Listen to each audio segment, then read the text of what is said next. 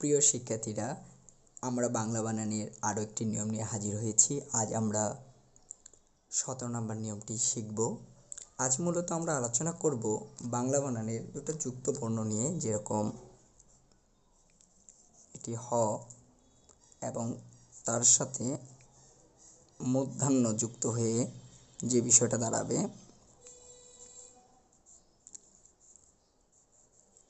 এটি। আর আরেকটি বিষয় সেটি শিখব হয়ের সাথে দন্তান্ন যদি যুক্ত হয় তাহলে এটি হবে এই ঘটনা। তাহলে যেটি আমরা দেখতে পাচ্ছি, হয়ের সাথে মূর্ধন্য যুক্ত হলে যুক্ত বর্ণটি হবে এরকম, অর্থাৎ মূর্ধন্যটা নিচের দিকে দিতে হবে। আর হয়ের সাথে দন্তান্ন যুক্ত হলে হয়ের সঙ্গেই দন্তান্নটা যুক্ত হবে। তো এই দুটি বানান কখন আমরা ব্যবহার করব, আজ আমরা সেটি আলোচনা করব। যেমন প্র, পরা, পূর্ব, অপর এই চারটি বানানের সাথে যদি কখনো আমাদের হ যোগ ন যুক্ত হয়, তখন আমাদের ব্যবহার করতে হবে মূর্ধন্যটি। অর্থাৎ উদাহরণটি আমরা একটু দেখি। যেমন প্রাণ্য, প্রাণ্য বানানে আমাদের অবশ্যই লিখতে হবে হয় মূর্ধন্য যুক্ত। অনুরূপভাবে প্রাণ্যর জায়গায় যদি আমরা লিখি পূর্বাহ্ন, তাহলে পূর্বাহ্ন বানানো মূর্ধন্য ব্যবহার করতে হবে হয়ের সাথে। অনুরূপভাবে আমরা অপরাহ্ন,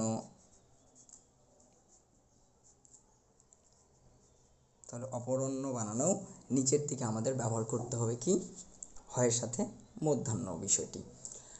কিন্তু আরেকটি বিষয় আমরা লক্ষ্য করি যে এগুলো বাদ দিয়ে যদি ব্যাপারগুলো এরকম থাকে, ঘটনাটি যে অন্য, অর্থাৎ প্র, পরা, পূর্ব, অপর এই চারটি শব্দ বাদ দিয়ে অন্য কোনো শব্দ থাকে, তাহলে আমাদের ব্যবহার করতে হবে হ যোগ দন্তান্ন। অর্থাৎ যেরকম মূর্ধন্য, তাহলে মূর্ধন্য বানানে অবশ্যই এটি। অনুরূপভাবে সায়াহ্ন,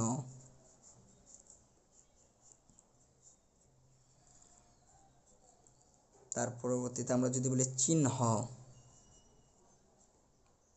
এরকম বিষয়গুলো।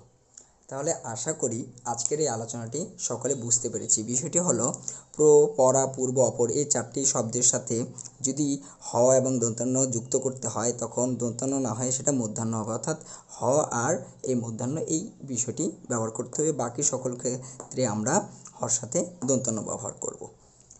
ওকে, তাহলে আমাদের সঙ্গে থাকবেন। এরকম যদি আরও মজাদার ভিডিও, ছোট ছোট বিষয় জানার জন্য আমাদের পেজটি অবশ্যই লাইক এবং ফলো করে রাখবেন। তো আজ এ পর্যন্তই।